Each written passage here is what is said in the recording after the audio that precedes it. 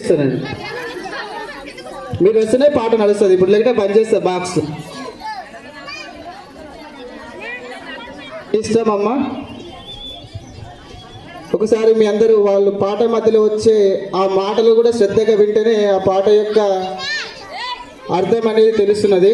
వాటి యొక్క ఆ పాటలో ఉన్న ఔన్నత్యం ఏదో తెలుస్తుంది. కొంచెం జాగ్రత్తగా వినాలి.